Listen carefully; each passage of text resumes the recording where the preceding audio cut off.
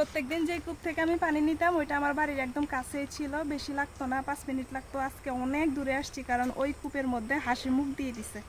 তো হাসি মুখ দিছে, আমি এই মুহূর্তে পানি ওইখান থেকে নিলাম না। আজকে অনেকটা দূর পথ হেঁটে আসছি। ওই সামনে দেখাই এই বিলটা পুরা, এই যে বিল দেখতেছেন না, এই বিলটা পুরা পার হয়ে আমি এখানে আসছি। এই কূপটারে এখন পরিষ্কার করে এটা থেকে পানি নিব। আগে আমার এটা পরিষ্কার করা লাগবে, যতই হোক না কেন এটার মধ্যে অনেক ময়লা জমে আছে দেখা যাচ্ছে। এই যে নিশা তোমার জামা ভিজবে, এই খোলা হয়ে গেছে, এখন এটা আমার পরিষ্কার করা লাগবে।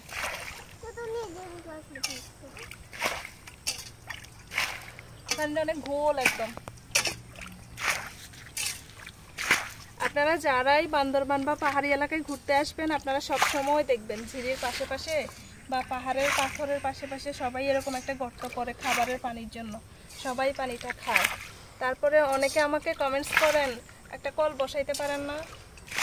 কল বসাইলে কি হয়, আপনার বাসায় কি টিউবওয়েল নাই?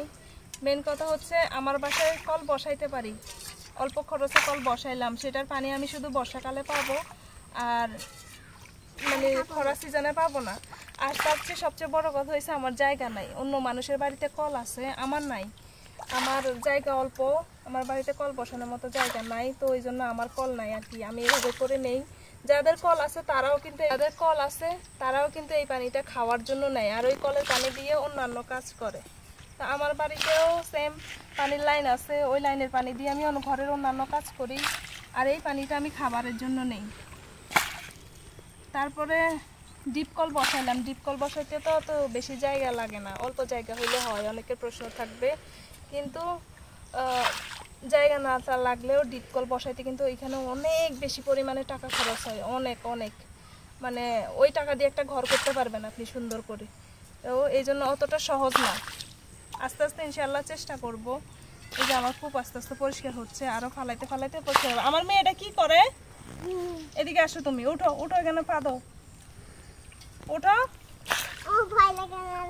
তাহলে ওই পাশে পা দাও, যাও ওঠো, ময়লা ধরতেছো তুমি।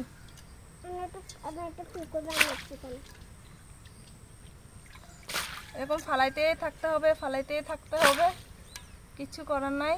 ফালাইতে ফালাইতে পরিষ্কার হবে। এক কলসি নেই, সামনে আরো বেশি বেশি নিতে হবে। আর আমার সবচেয়ে ভালোবাসার আপু ভাই, মা ভাই, বড় ভাই, যারা আমার ভিডিওগুলো দেখেন পছন্দ করেন, তাদের জন্য আমার এই পানির ভিডিও। আম্মা আম্মা জেনিফা, তোমাকে মা কয়বার বলছি উঠো। এই যে পানি একদম পরিষ্কার হয়ে গেছে।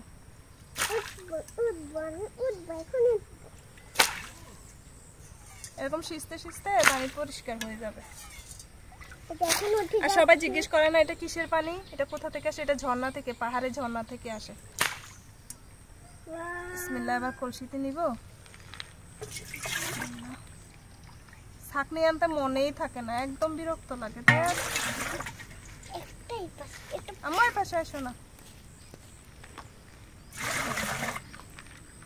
পানিটা একটু দেখাই। আজকে পানিটা কেন জানি বেশি পরিষ্কার লাগে না।